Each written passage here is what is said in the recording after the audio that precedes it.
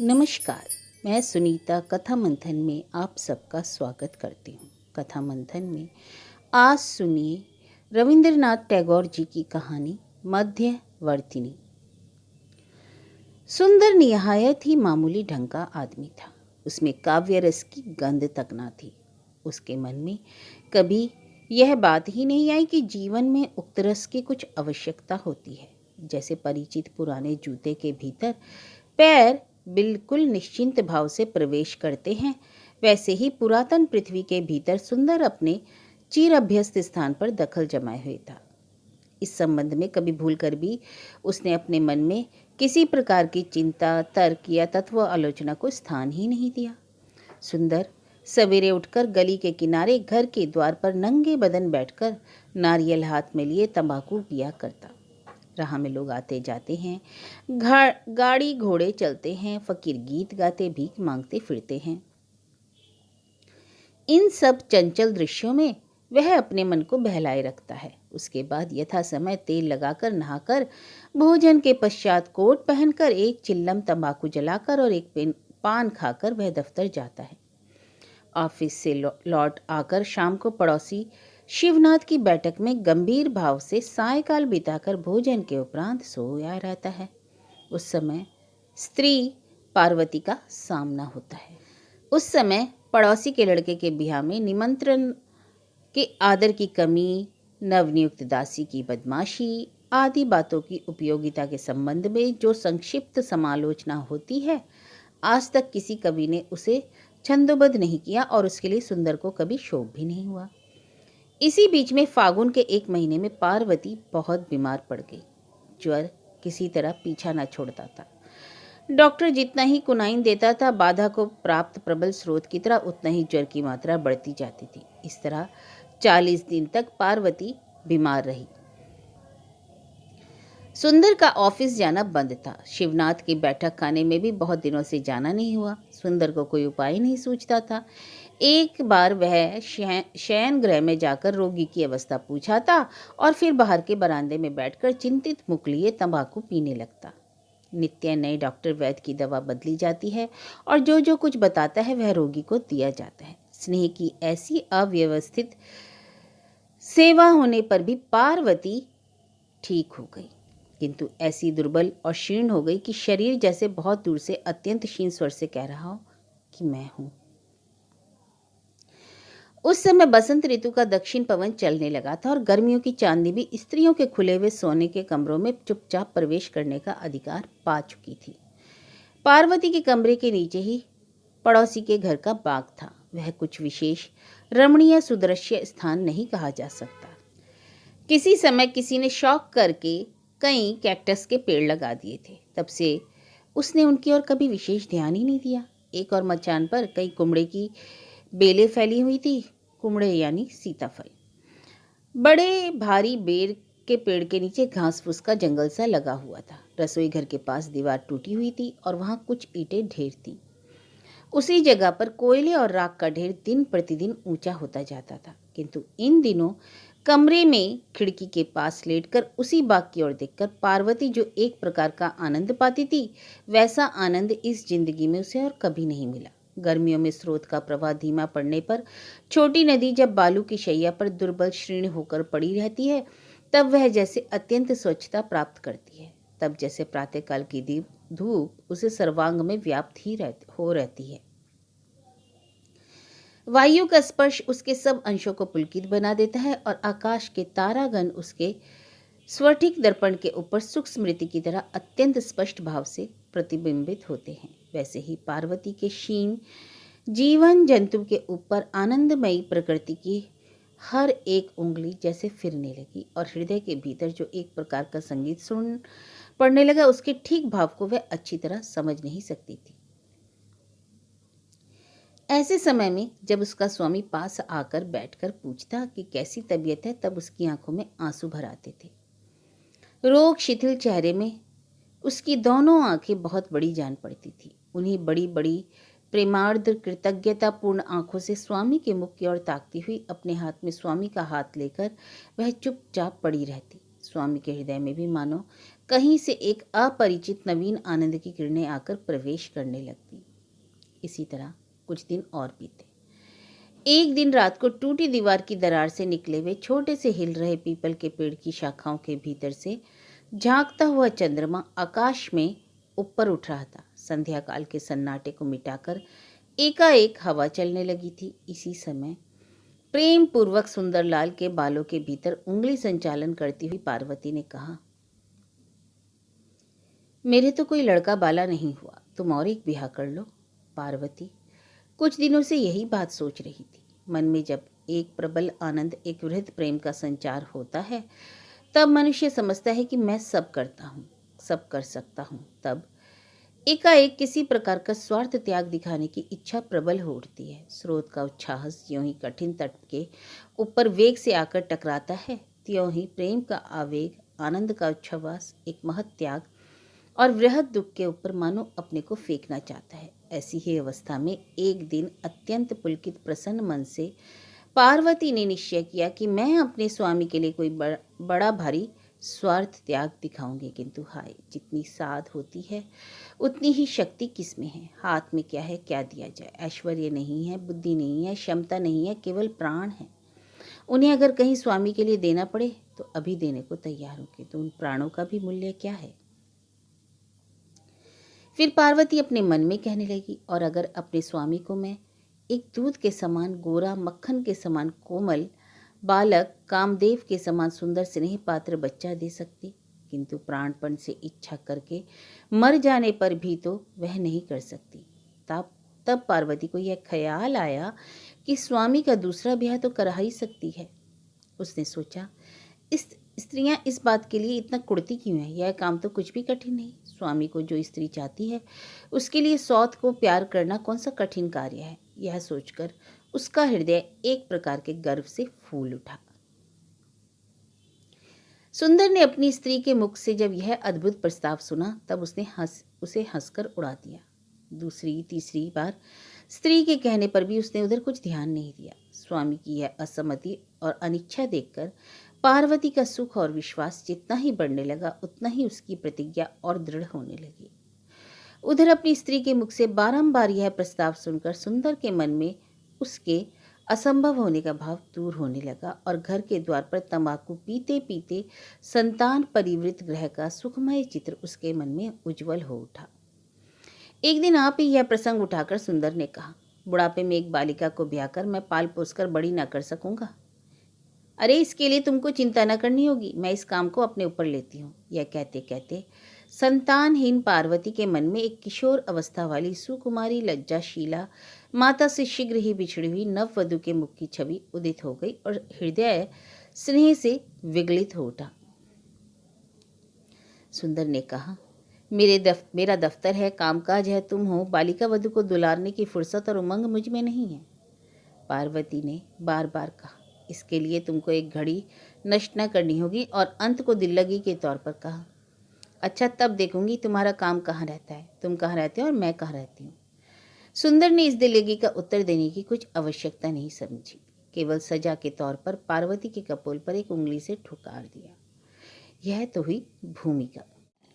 एक छोटी सी बालिका के साथ अधेड़ सुंदरलाल का ब्याह हो गया। उस बालिका का नाम था जानकी। सुंदर ने सोचा, नाम बहुत मीठा है और मुंह भी दर्शनीय सुंदर है। उसके भाव को, चेहरे को, चलने फिरने को विशेष मनयोग के साथ देखने की इच्छा होती है, किंतु पार्वती के सामने वैसा किया नहीं जाता, बल्कि इसके विपरीत ऐसा भाव दिखाना पड़ता है कि इस नन्ही सी औरत को ब्याह कर मैं तो बड़ी आफत में पड़ गया। सुंदर के इस भाव को देखकर पार्वती अपने मन में बहुत ही प्रसन्न होती थी। कभी कभी सुंदर का हाथ पकड़कर कहती थी, अजी भागे कहाँ जाते हो, यह छोटी सी बालिका है, कोई भाग तो नहीं है जो तुमको खा जाएगी। सुंदर और भी व्यग्र भाव दिखाकर कहता, अरे ठहरो ठहरो, मुझे एक जरूरी काम है। यह कहकर वह ऐसा भाव दिखाता था जैसे राह ही नहीं मिलती। पार्वती हंसकर दरवाजा रोककर कहती थी, आज तुम भागकर जा नहीं सकते। अंत को सुंदर मानो बिल्कुल ही निरुपाय होकर कातर भाव से बैठ जाता था। पार्वती उसके कान के पास मुंह ले जाकर कहती थी, पराई लड़की को घर में लाकर इस तरह अश्रद्धा दिखाना ठीक बात नहीं है। यह कहकर जानकी को पकड़कर सुंदर की बाईं ओर बिठलाती और जबरदस्ती घूंघट खोलकर और ठोड़ी पकड़कर उसके झुके हुए मुख को ऊपर उठाकर सुंदर से कहती थी, देखो देखो ना कैसा सुंदर चांद सा चेहरा है। किसी किसी दिन दोनों को एक जगह बैठाकर काम का बहाना करके कमरे में के बाहर चली जाती थी और बाहर से द्वार बंद कर लेती थी। सुंदर जानता था कि कौतूहल से पूर्ण दोनों आंखें किसी न किसी छिद्र से अवश्य झांक रही होंगी। इसलिए वह अत्यंत उदासीन भाव से करवट बदलकर नववधू की ओर से मुंह फेरकर सोने का ढोंग दिखाता। जानकी घूंघट काटकर एक कोने में संकोच के मारे लीन सी हुई रहती थी। अंत को पार्वती ने बिल्कुल लाचार होकर इस बात को छोड़ दिया, किंतु इससे वह कुछ अधिक दुखित नहीं हुई। पार्वती ने जब ऐसा करना छोड़ दिया तब स्वयं सुंदरलाल ने इधर ध्यान दिया। वह बड़े ही कौतूहल और बड़े ही रहस्य की बात हुई। एक हीरे का टुकड़ा मिलने पर उसे तरह तरह से घुमा फिरा कर देखने को तो जी चाहता ही है, किंतु यह तो एक नौजवान सुंदरी का मन था, पर सुंदरलाल के लिए बुढ़ापे में तो एक बहुत ही अपूर्व पदार्थ था। इसको कितनी ही तरह से छूकर, हाथ में लेकर, भीतर से, सामने से, इधर उधर से देखना पड़ता है। कभी एक बार कान का कर्णफूल हिलाकर, कभी घूंघट खोलकर, कभी बिजली की तरह चकित दृष्टि से देखकर और कभी नक्षत्र की तरह देर तक ताककर नवीन नवीन सौंदर्यों की सीमा का आविष्कार करना पड़ता है।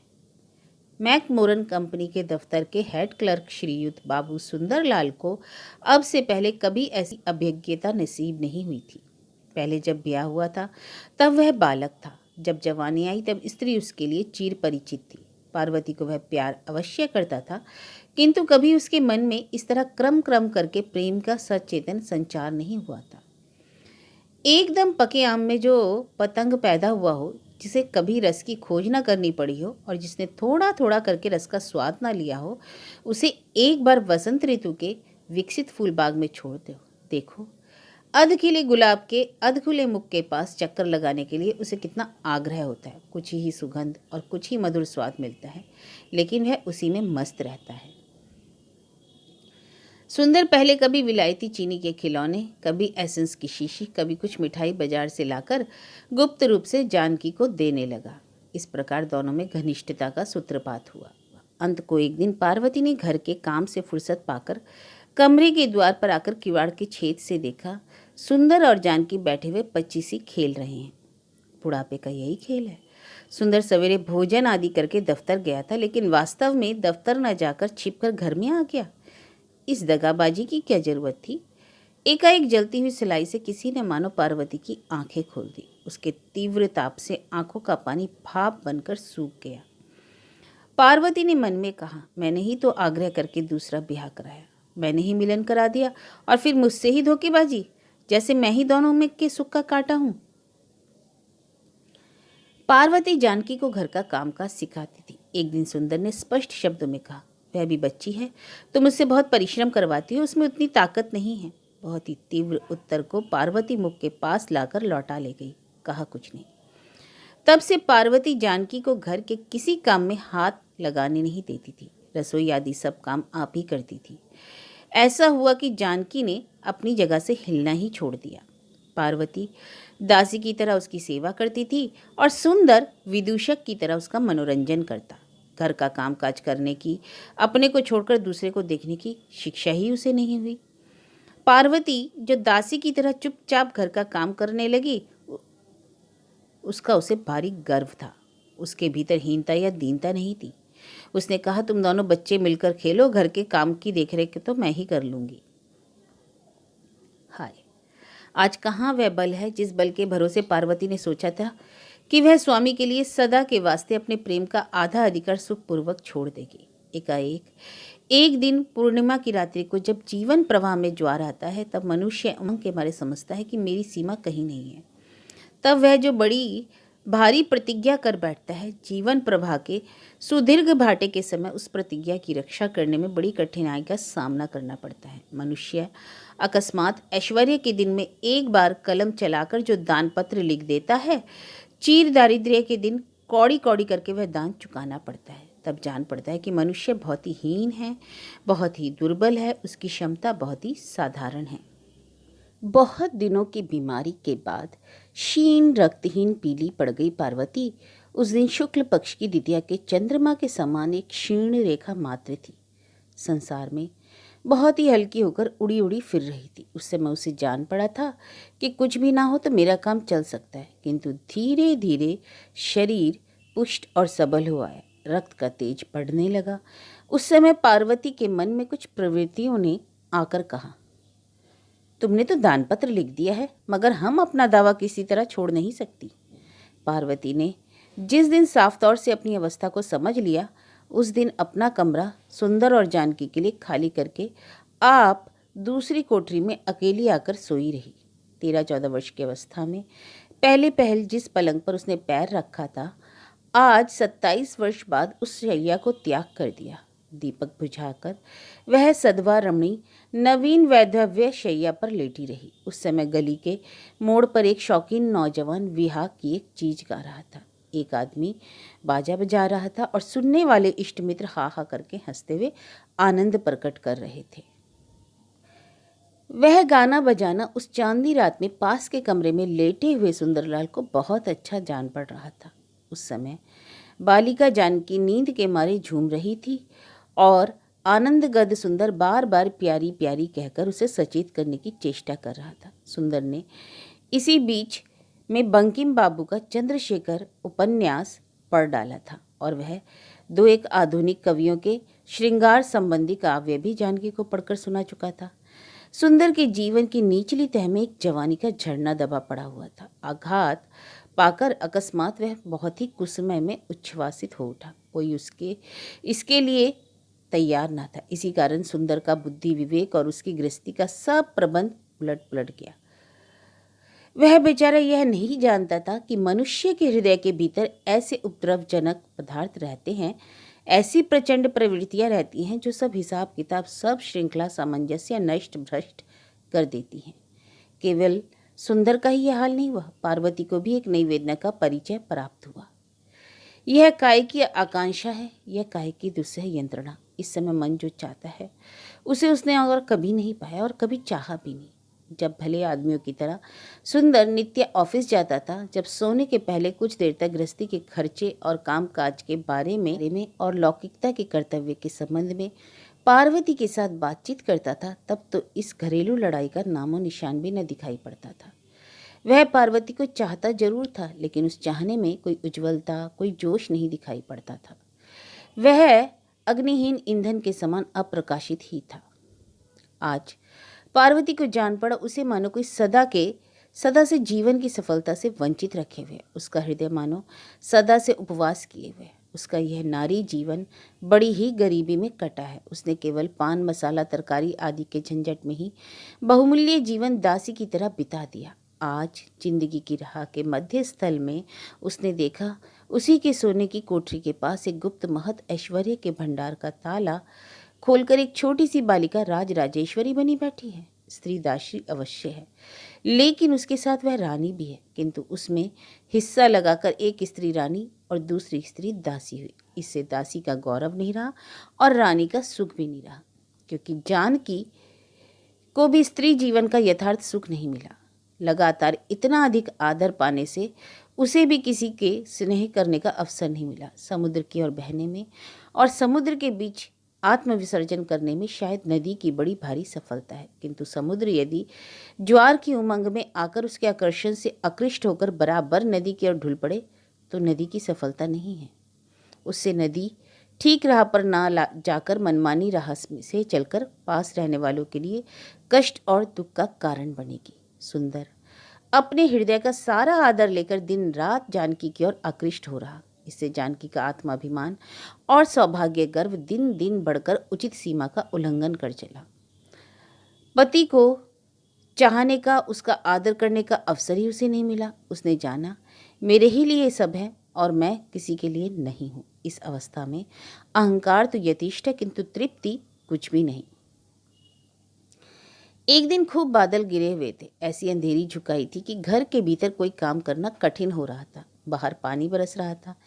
बेर के पेड़ के नीचे का घास फूस का जंगल पानी में डूब गया था और दीवार के पास नाली में बड़े शब्द से पानी का प्रवाह गिर रहा था। पार्वती अपनी निराली कोठरी की खिड़की के पास चुपचाप बैठी हुई थी। इसी समय सुंदर ने धीरे धीरे चोर की तरह वहां प्रवेश किया। वहां पहुंचकर वह इस असमंजस में पड़ गया कि पार्वती के पास जाऊं या लौट जाऊं। पार्वती ने उसकी इस हरकत पर ध्यान दिया, लेकिन मुंह से कुछ कहा नहीं।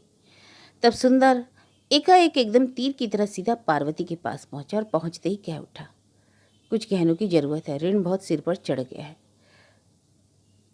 महाजन उसके लिए अपमान करने को तैयार है, कुछ चीजें रहन रखनी होगी, चीजें शीघ्र ही छुड़ा दी जाएंगी।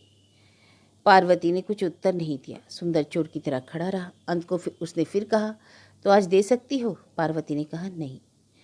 पार्वती की कोठरी में जाना जैसे कठिन था, वैसे ही वहां से बाहर निकलना भी कठिन था। सुंदर ने इधर उधर ताक कर कहा, अच्छा तो और जगह कुछ उपाय करने जाता हूँ। यह कहकर वह चला गया। ऋण किससे लिया है और किसे गहने देने होंगे, यह बात पार्वती को अच्छी तरह मालूम थी। उसने सुना था रात को जानकी ने बुद्धिहीन पौष्य पुरुष सुंदर से झनक कर कहा था, जीजी के संदूक भर गहने हैं और मुझे एक भी गहना नहीं मिला। सुंदर के चले जाने पर पार्वती उठी और संदूक खोलकर एक एक करके सब गहने निकाले। जानकी को बुलाकर पहले पार्वती ने उसे अपने ब्याह की बनारसी साड़ी पहनाई। उसके बाद उसे सिर से पैर तक एक एक करके सब गहने पहना दिए। अच्छी तरह चोटी बांधकर पार्वती ने देखा, उसे बालिका जानकी का मुख बहुत ही सुंदर जान पड़ा। एक तुरंत के पके सुगंधित फल की तरह मधुर रसपूर्ण जान पड़ा। जानकी जब गहने पहनकर उठकर झमझम करती हुई वहां से चली गई, तब वह शब्द बहुत देर तक पार्वती के नसों के रक्त में मानो झनकार मारता रहा। पार्वती ने अपने मन में कहा, और किस बात को लेकर तेरी और मेरी तुलना होगी? किंतु एक समय मेरी भी यही अवस्था थी। मैं भी इसी तरह सिर से पैर तक जवानी के झूम में भरी हुई थी, किंतु उस समय किसी ने उसकी खबर मुझे क्यों नहीं दी? कब वह दिन आया और कब चला गया, इसका समाचार एक बारगी किसी ने मुझे दिया ही नहीं। किंतु वह मुझसे एक बात भी न करके कैसे गर्व और गौरव के साथ जानकी चली गई। पार्वती जब केवल गृहस्थी की को ही सब कुछ जानती थी, तब ये गहने उसकी दृष्टि में बड़े कीमती थे। तब भला क्या वह यूं बेवकूफ़ की तरह गहने दम भर में दूसरे को सौंप देती? किंतु इस समय उसे इन सब चीज़ों से वैराग्य सा हो चला था। सोने के गहने पहनकर जानकी अपने कमरे में चली गई। उसने दम भर के लिए यह ख्याल भी नहीं किया कि पार्वती ने उसे क्या दे डाला। उसने सोचा कि चारों ओर से सब सेवा, सब संपत्ति और सब प्रकार का सौभाग्य स्वाभाविक नियम के अनुसार उसी को तो ही मिलना चाहिए, क्योंकि वह अपने पति की दुलारी जानकी है। कुछ लोग ऐसे रोग से ग्रस्त होते हैं कि स्वप्न की अवस्था में अत्यंत संकट के मार्ग से चले जाते हैं, कुछ भी नहीं सोचते। अनेक जागते हुए मनुष्यों को भी ऐसा ही रोग हो जाता है। उन्हें कुछ भी ज्ञान नहीं रहता। वे विपत्ति के तंग रास्ते में बहुत ही निश्चिंत भाव से अग्रसर होते हैं और अंत को दारुण सर्वनाश के बीच जाकर जाग पड़ते हैं। हमारे सुंदरलाल की भी ऐसी ही दशा हुई। जानकी उसके जीवन प्रवाह के बीच एक प्रबल भंवर की तरह घूमने लगी और बहुत दूर से विविध बहुमूल्य पदार्थ आकृष्ट होकर उसके भीतर समाने लगे। केवल सुंदरलाल का मनुष्यत्व, मासिक वेतन, पार्वती का सुख सौभाग्य और वस्त्राभूषण ही नहीं खींचने लगे, बल्कि गुप्त रूप से मैकमोरन कंपनी की रोकड़ भी खींच कर आने लगी। धन तो उस रोकड़ से घटता था, लेकिन सुंदरलाल को खुद यह नहीं मालूम था कि वह धन चला कहाँ जाता है। सुंदर हर महीने यह सोचता था कि अब की महीने की तनख्वाह मिलने पर रोकड़ पूरी कर दूंगा, किंतु तनख्वाह हाथ में आते ही उसी भंवर के आकर्षण में पड़कर अंत को दुअन्नी चवन्नी तक उसी में गायब हो जाती थी। इसी तरह रोकड़ में से बहुत सी रकम गायब हो गई। अंत को एक दिन भांडा फूट गया। पुश्तैनी नौकरी थी, साहब उसको बहुत चाहते थे। उन्होंने सुंदरलाल को तहबील पूरी करने के लिए केवल 2 दिन का समय दिया। किस तरह धीरे धीरे रोकड़ से 2500 रुपये गायब हो गए, यह बात बहुत विचारने पर भी सुंदर समझ ना सका। एकदम पागल की तरह होकर वह दौड़ा हुआ पार्वती के पास आ गया। पार्वती के पास जाकर सुंदर ने कहा, गजब हो गया। सब हाल सुनकर पार्वती का चेहरा पीला पड़ गया। सुंदर ने कहा, शीघ्र गहने निकालो। अरे मैंने तो वह गहने सब जानकी को दे दिए, पार्वती ने कहा। सुंदर बालक की तरह अधीर और रुआसा होकर कहने लगा, तुमने उसे क्यों दिए? क्यों दिए? तुमसे किसने देने के लिए कहा था? पार्वती ने इसका उत्तर ठीक न देकर कहा, तो हानि क्या हो गई? वे गहने कहीं चले थोड़ी गए हैं। डरपोक सुंदर ने कातर स्वर में कहा, हाँ अगर तुम कोई बहाना करके उससे गहने निकाल सको तो अच्छी बात है, लेकिन तुम्हें मेरे सिर की कसम उसे यह ना कहना कि मैं गहने मांग रहा हूँ। तब पार्वती अत्यंत खीज और घृणा के साथ कह उठी, यही तुम्हारे बहाना करने का, आदर दिखाने का समय है, चलो। यह कहकर पार्वती स्वामी को साथ लेकर जानकी के कमरे में गई। जानकी ने एक बात न सुनी, हर बात का यही एक उत्तर दिया, सो मैं क्या जानूं, दुनिया की कोई चिंता उसे करनी होगी, स्वामी की भलाई बुराई पर ध्यान देना होगा, ऐसा वादा तो उससे किया ही नहीं गया था। सब अपनी अपनी चिंता करें और सब मिलकर जानकी के आराम का ख्याल रखें, ऐसा ही होना चाहिए। अकस्मात उसके विपरीत होना कैसा बड़ा अन्याय है। तब सुंदर जानकी के पैर पकड़कर रोने लगा, किंतु जानकी ने उसके उत्तर में यही कहा, यह कुछ मैं नहीं जानती, मैं अपनी चीजें क्यों दूं। सुंदर ने देखा यह दुबली पतली सुंदर सुकुमारी बालिका लोहे के संदूक की अपेक्षा भी कठिन है। संकट के समय स्वामी की ऐसी कमजोरी देखकर पार्वती घृणा से कुड़ उठी। उसने जानकी से जबरदस्ती तालियों का गुच्छा छीन लेना चाहा। जानकी ने और उपाय न देकर गुच्छा दीवार के उस तरफ तालाब में फेंक दिया। पार्वती ने बुद्धिहीन स्वामी से कहा, देखते क्या हो, ताला क्यों नहीं तोड़ डालते। जानकी ने निश्चिंत भाव से कहा, तो मैं फांसी लगाकर मर जाऊंगी।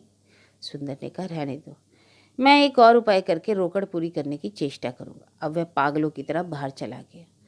2 घंटे के भीतर सुंदर ने बाप दादे का घर 2500 रुपये में बेच डाला। बहुत मुश्किल से हाथों में हथकड़ियाँ पहनना पड़ना रुक गया, किंतु नौकरी चली गई।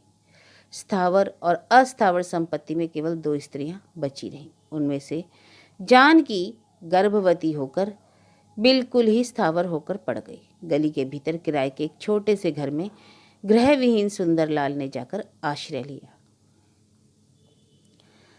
जानकी के असंतोष और असुख की सीमा नहीं रही। वह किसी तरह यह समझना नहीं चाहती थी कि उसके स्वामी में उसे संतुष्ट रखने की क्षमता नहीं थी तो ब्याह क्यों किया था। ऊपर के खंड में केवल 2 कमरे थे। एक कमरे में सुंदर और जानकी के सोने का स्थान था और दूसरे कमरे में पार्वती रहती थी। जानकी सदा रुआसी होकर मिनमिनाकर कहा करती कि इस गंदे और छोटे घर में मैं नहीं रह सकती। सुंदर मिथ्या आश्वासन देकर कहता था, मैं और एक घर की तलाश में हूँ, शीघ्र ही घर बदलूंगा। जानकी कहती, क्यों, यह पास ही तो बड़ा मकान है। जानकी पहले जब अपने मकान में थी तब उसने पड़ोसिनों से बात करना कैसा कभी उनकी ओर आंख उठाकर नहीं देखा था। सुंदरलाल की वर्तमान दुर्दशा से व्यतीत होकर पड़ोस की 2 औरतें एक दिन जानकी के पास सहानुभूति प्रकट करने आईं। जानकी अपने कमरे के किवाड़ बंद किए भीतर बैठी रही, किसी तरह कमरा ही नहीं खोला। उनके चले जाने पर उसने रो धोकर भूखे प्यासे रहकर आकाश सिर पर उठा लिया। इसी तरह के उत्पात प्रायः होने लगे। अंत को जानकी का शरीर ऐसा अस्वस्थ हुआ कि मृत्यु के मुख के पास पहुंच गई। यहाँ तक कि गर्भपात होने का ढंग हो आया। सुंदर ने पार्वती के दोनों हाथ पकड़कर कहा, तुम जानकी को बचाओ। पार्वती दिन रात जी तोड़ परिश्रम करके जानकी की सेवा और देखरेख करने लगी। जरा भी त्रुटि होने पर जानकी पार्वती को दुर्वचन कहती थी, किंतु पार्वती कुछ उत्तर न देकर चुपचाप सब सुन लेती थी। जानकी किसी तरह साबूदाना खाना न चाहती, पात्र समेत उठाकर उसे फेंक देती। ज्वर के समय इमली की चटनी खाने की जिद करती, अगर ना मिलती तो रो रो कर अनर्थ मचा देती। पार्वती उसे मेरी बहन, मेरी प्यारी बहन कहकर बच्चों की तरह बहलाने की चेष्टा करती थी, किंतु 1000 चेष्टा करने पर भी जानकी की जान नहीं बची। दुनिया के दुलार आदर को लेकर परम असुख और असंतोष की अवस्था में बालिका के शुद्र असंपूर्ण व्यर्थ जीवन की ज्योति एक दिन बिना तेल के दीपक की तरह बुझ गई। सुंदर को पहले तो हृदय में एक बड़ा भारी आघात प्राप्त हुआ, किंतु वैसे ही उसने विचार कर देखा तो जान पड़ा कि उसका एक बड़ा कड़ा कष्टदायक बंधन कट गया। शोक में भी अकस्मात उसे एक प्रकार की मुक्ति के आनंद का अनुभव हुआ। अकस्मात उसे जान पड़ा कि इतने दिनों से उसकी छाती के ऊपर एक भारी पत्थर दबाया हुआ था। यूं चैतन्य आते ही उसे अपना जीवन बहुत ही हल्का जान पड़ा। उससे एक प्रकार का आराम मिला। बासंती लता की तरह यह जो कोमल जीवन पाश टूट गया, वही क्या उसकी प्यारी दुलारी जानकी थी? सुंदर ने विचार कर देखा, नहीं, वह तो उसके गले की फांसी थी और उसकी सदा की साथिन पार्वती। सुंदर ने देखा कि वही उसकी घर गृहस्थी पर अधिकार जमाए हुए उसके जीवन के सारे सुखों दुखों की स्मृति के मंदिर के भीतर विराजमान है। किंतु तो भी उसके और सुंदर के बीच में एक विच्छेद की रेखा खिंच गई है, ठीक जैसे एक छोटी सी उज्जवल सुंदर निष्ठुर छुरी आकर एक हृत्पिंड के दक्षिण और वाम अंश के बीच एक वेदनापूर्ण विदारक रेखा खींच गई है। उस दिन अधिक रात बीतने पर जब सारा शहर नींद में खर्राटे ले रहा था, सुंदर लाल धीरे धीरे पार्वती के सोने के कमरे में गया। चुपचाप पुराने नियम के अनुसार पुराने पलंग के दक्षिण और वह सोया रहा, किंतु उसे अपने पुराने अधिकार के भीतर चोर की तरह चुपके चुपके प्रवेश करना पड़ा। ना तो पार्वती ने कुछ कहा और ना सुंदर ने। दोनों आदमी जैसे पहले पास ही पास सोते थे वैसे आज भी सोए, किंतु दोनों के बीच में एक मृत बालिका की आत्मा मानो उपस्थित रही, जैसे उसे कोई लांघ ही नहीं सका।